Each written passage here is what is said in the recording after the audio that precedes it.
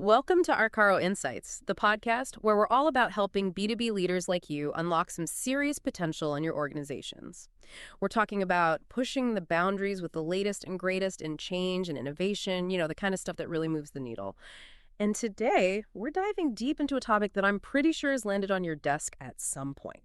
Sales and operations planning, S&OP for short, and its more evolved sibling, integrated business planning, better known as IBP. Now, I bet you've heard these terms floating around, but what really separates them? And more importantly, how do they actually affect your ability to hit those big goals, those crucial business outcomes you're after? That's what we're here to break down today. You got it. And we've got a fantastic roadmap for this deep dive. An insightful article from Arkaro on LinkedIn. The title is, So what is the difference between sales and operations planning, S&OP, and integrated business planning, IBP, and does it matter? Mark Blackwell from Arkaro really lays it all out, tracing the evolution from S&OP to IBP and hitting those key differences. Okay, so let's rewind a bit and set the scene. The article takes us back to the 1980s, where S&OP first emerged, thanks to Oliver Wright. Seems like back then it was a pretty big deal, trying to get a grip on that fundamental challenge, aligning what you could sell with what your operations could actually produce. Absolutely. The initial focus of S&OP was all about that balancing act, making sure supply and demand were playing nice. But things changed, right? Businesses got more complex, the need for flexibility went through the roof, and Oliver Wright, being the visionary he was, recognized the need for something bigger, something more comprehensive. And that's how we got integrated business planning. And the article nails down a clear definition of IBP, straight from Wright himself. He calls it a process that drives the alignment of all functions across an organization, models and creates readiness for alternate outcomes, drives deployment of strategy, and enhances collaboration across supply chains. Now that sounds way more ambitious than just making sure your production matches your sales projections. You're right. It expands on that foundation significantly. IBP takes the core of S&OP, that supply-demand balancing, and goes way beyond. It's not just about having enough product to sell. It's about harmonizing every part of the business. From financials to marketing campaigns to product development, it's about making sure everything's rowing in the same direction, towards a single, integrated plan. Plus, it encourages businesses to think about different possibilities, different scenarios, and ensures planning is directly supporting the overall business strategy. Makes a ton of sense. The article brings in Gartner's S&P maturity model to help us see this progression, and it's really helpful. It maps S&OP onto the first three stages: react, anticipate, and integrate. Can you give us a quick rundown of what each stage is all about? Sure. Let's start with stage one. React. This is the ground floor, the basics. It's primarily about dealing with those immediate fires, preventing those major supply chain hiccups and trying to squeeze out as much revenue as possible in a, pretty reactive way. Right, like putting out fires left and right. Exactly. Now, stage two, anticipate, is where things start to look a bit more forward-thinking. Organizations start creating an operational plan, one that's based on sales forecasts, and they begin to factor in the limitations of their supply capabilities. So there's a definite shift towards looking ahead, planning proactively, at least when it comes to volume. So it's about transitioning from firefighting to actually trying to see what's coming and plan accordingly. And then we hit stage three, integrate. Precisely. This stage is where it all starts coming together, a more connected approach. It's all about achieving that balance between supply and demand across the entire supply chain, end to end. And crucially, this stage is where we start seeing cost-based financial and supply chain alignment. So the focus expands. It's not just about physical volume anymore, but also about the financial impact of those plans. Got it. And the article positions this as the sweet spot for S&OP, right? Then we move into the stages that are more aligned with IBP, stages 4 and 5. Collaborate and orchestrate. What defines these more advanced stages? Okay, so stage 4, collaborate. This one's all about building a demand-driven, and this is important, a profitable supply response. And it's not just about what happens within your own four walls. It extends to those vital partners across your supply chain. So picture much tighter integration, much more information sharing with those external folks. More teamwork. Exactly. And stage 5, orchestrate.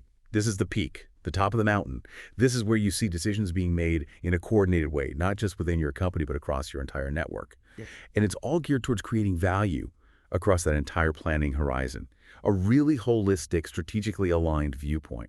Sounds like quite a journey, going from an internal, volume-centric process to something that's external, focused on value, and deeply connected to that overarching business strategy. The article then digs into the nitty-gritty, comparing what it calls immature S&OP and mature IBP across several key dimensions. Let's start with planning horizon. Immature S&OP tends to look at 3+ months, while mature IBP works with a rolling 24-month view. For someone like you, a B2B executive, why is that extended perspective so important? Well, that extended horizon is critical for strategic foresight. Think about it. If you're only planning a few months out, your decisions are going to be very tactical, very short-sighted. But with a rolling 24-month view, you're forced to consider longer-term market trends, those potential disruptions in your supply chain, and the impact of your strategic initiatives. Let's say you're considering a major capital investment, something like new manufacturing capacity. With a limited 3-month S&OP view, you might only see the immediate customer demand, which could lead you to underestimate future needs. You could miss a big opportunity. But a 24-month IBP perspective, one that incorporates those broader market projections in your strategic growth plans, would give you the foresight to make a smarter, more impactful investment decision, one that's really in line with your long-term goals. That's a great example. It's hard to think strategically when you're only looking a short distance ahead. The next difference the article points out is focus, specifically in terms of time. Immature S&OP often gets stuck in the next few months rut, heavily influenced by those ever-present quarterly targets. But mature IBP shifts the focus to 4+ months. Even that seemingly small extension, I feel like it could have a big impact. Oh, it absolutely does. That short-term focus in immature S&OP can easily create a reactive environment, always putting out fires, as the article mentions. Decisions end up being driven by the need to hit those quarterly numbers, sometimes at the expense of long-term efficiency, profitability, or even keeping your customers happy. A slightly longer focus in IBP, it gives you some breathing room, allows for a more thoughtful look at the bigger picture, considering the consequences that go beyond the immediate quarter. And then we get to focus in terms of scope. Immature S&OP is mostly concerned with balancing supply and demand volumes and making sure those quarterly revenue targets are met. But mature IBP moves to a value-based approach, where plans are directly tied to the overarching business objectives, and it brings in scenario planning to anticipate different potential futures and develops those gap-closing action plans to get ahead of any deviations. That feels like a pretty fundamental shift in how you think about planning. It's a complete change in mindset. Moving from a purely volume-based approach to one centered on value, that's a critical shift for B2B executives. Mature IBP, it's not just about making and selling a bunch of stuff.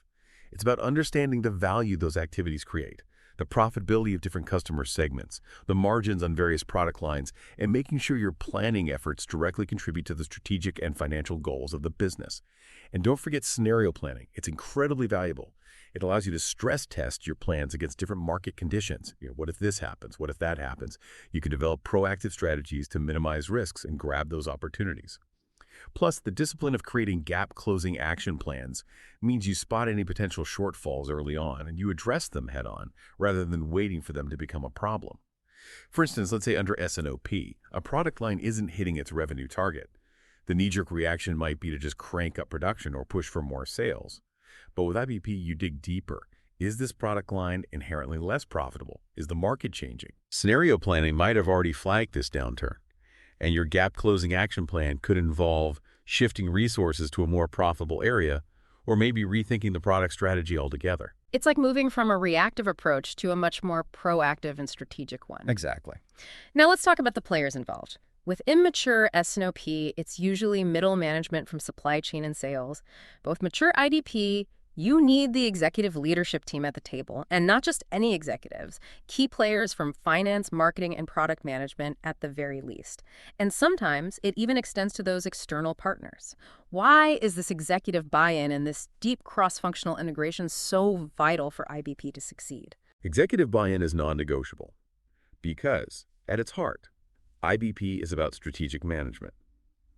You need the full support, the authority, and the accountability of those at the top to make sure everyone in the organization is aligned and that those decisions made within the IBP framework are not only understood but actually acted upon. And cross-functional integration, it's just as important. It breaks down those traditional silos, the ones that often get in the way of effective planning and execution.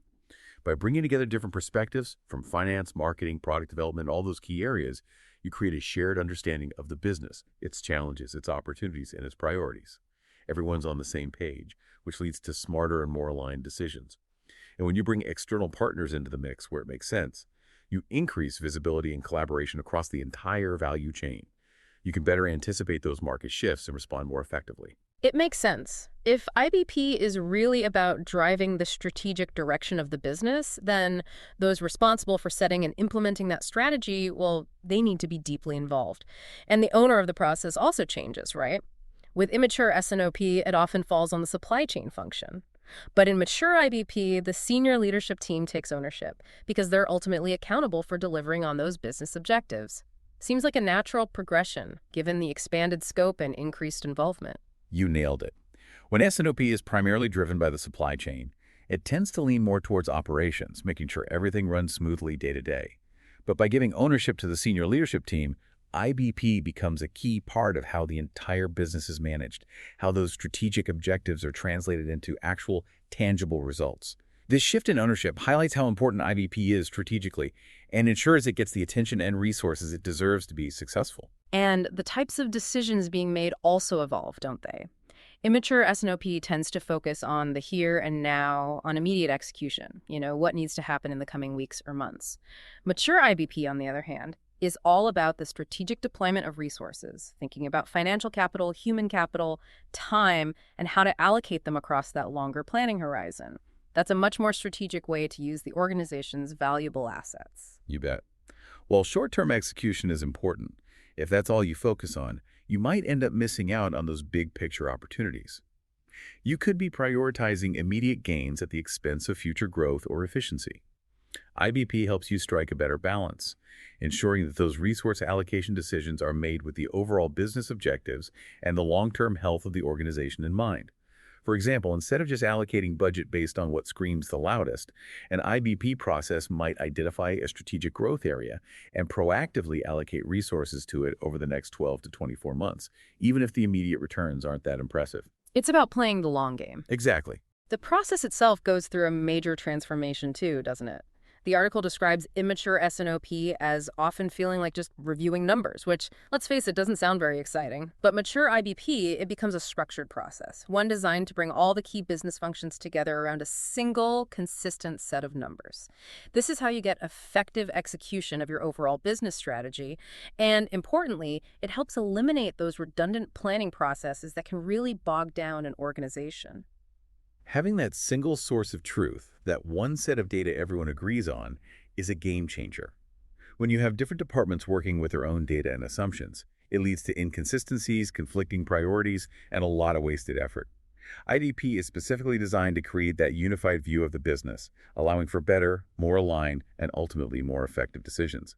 And by ditching those redundant planning processes, organizations can streamline their operations and free up valuable resources to focus on strategic initiatives. And finally, there's the level of detail, what the article calls granularity. Immature S&OP often gets really granular, focusing on forecasts for individual SKUs, for example. Mature IBP takes a step back, shifting to assumption-based planning at a more aggregate level, concentrating on the key drivers that are going to influence those desired business outcomes. Why is the shift to a higher-level view so important when you're talking about strategic business planning? When you're operating at the strategic level, the kind of level IBP demands, getting lost in the details of each individual SKU can be counterproductive. You need to focus on the big picture, the key assumptions that are going to drive overall business performance, the levers that management can pull to influence those outcomes. Planning at a more aggregate level, it allows for more strategic discussions at the executive level, right? It fosters a deeper understanding of the overall risks and opportunities that business faces without getting bogged down in the day-to-day operational minutia. For example, instead of debating the forecast for every single product variation, an IBP discussion might focus on the overall market trends for a specific product category and the assumptions driving that projected growth. This higher-level perspective allows for more strategic conversations about capacity planning, resource allocation, and overall market strategy. So we've covered the key differences. Now the article poses a really important question for our listeners. Do you need integrated business planning, IBP? And it provides some insightful indicators that might suggest your organization would benefit from taking this step. Let's go through some of those key indicators. One of them is having clearly defined objectives and strategies, but the actual execution of those strategies consistently falls short. I think a lot of B2B executives out there know that feeling all too well. It's a common problem. You can have the best strategy in the world, but if you don't have a solid process to turn that strategy into action to ensure everyone's on the same page, execution becomes a real uphill battle. IBP provides that framework. It bridges the gap between the plan and the reality. Another indicator is that feeling of the annual budgeting process being a huge time suck, a resource drain. And despite all that effort, it quickly becomes outdated, disconnected from the reality of the business environment. I think we've all been there. Absolutely. The traditional way of budgeting can be a real burden. It often relies on static assumptions, which can become irrelevant very quickly in today's fast-paced world. IBP, with its emphasis on rolling forecasts and agile scenario planning, offers a much more flexible and responsive approach to financial planning. It helps you adapt to those changing market conditions and internal dynamics. The article also mentions situations where big finance projects like major capital expenditure planning lack solid inputs and a consistent set of data. This could also be a sign that IBP would be helpful. This goes back to the importance of having that single source of truth for your business data. If different parts of the organization are working with different data and assumptions, it's incredibly difficult to make smart investment decisions, especially when you're talking about large-scale projects.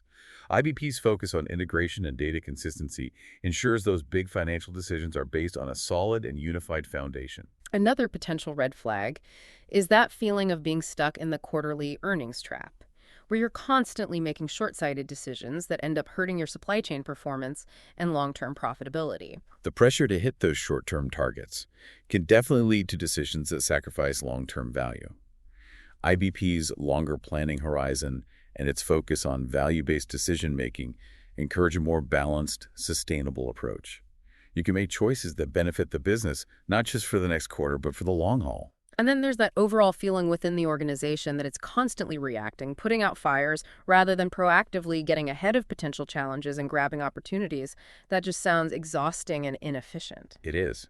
That reactive culture, it often comes from a lack of visibility into the future and a lack of integrated planning. IBP's focus on forecasting, scenario planning, and cross-functional collaboration helps organizations become much more proactive. They can anticipate potential disruptions and jump on those emerging opportunities more effectively. The article lists a few other indicators, too. Things like an expanding product portfolio, but with declining profitability, a situation where customer or product segmentation is more of a nice idea than a reality in your planning and execution, and a lack of clarity across departments on how to grab market opportunities and mitigate risks. All of these seem to point to a need for better integration and strategic alignment, wouldn't you say? Absolutely. These are all common signs that a business could really benefit from that more holistic, integrated approach that IBP offers. It provides the structure to bring clarity, focus, and alignment across these crucial areas, ultimately leading to improved performance and better business outcomes. So to wrap things up, for B2B executives out there who have been with us for this deep dive, what's the takeaway? We started by talking about Arkaro's commitment to helping you achieve better results through effective change and innovation. How does this shift from traditional S&OP to a more mature IBP process tie into that mission? Well, as we've discussed, a well-implemented IBP process tackles many of the challenges that hold businesses back from reaching their goals. It creates better alignment across all those crucial business functions, allows for more informed and strategic decisions through a unified set of data and a longer-term perspective, and most importantly, it helps you effectively execute your overall business strategy. IBP can lead to big improvements in operational efficiency, profitability, and ultimately better business outcomes. And that, as you said, is at the heart of what Arkaro is all about. We hope this deep dive into S&OP and IBP has given you a clearer understanding of the differences between them and the benefits of moving towards a more integrated approach to business planning. As you think about your own organization's planning processes, ask yourself if any of the indicators we talked about today resonate with the challenges you're facing. If you're interested in learning more about how Arkaro works with B2B executives like you to implement change and drive innovation, especially when it comes to your planning processes, head over to our website at www.arkaro.com. You can also stay updated on our latest insights by following Arkaro on LinkedIn. And if you want to dive deeper into your specific needs and see how IBP could benefit your organization, reach out to Mark Blackwell directly at mark@arkaro.com. He's happy to set up a free consultation. Thank you for joining us on the Arkaro Insights podcast today. We hope you found this discussion valuable. If you did, please share it with your colleagues who might also find it helpful.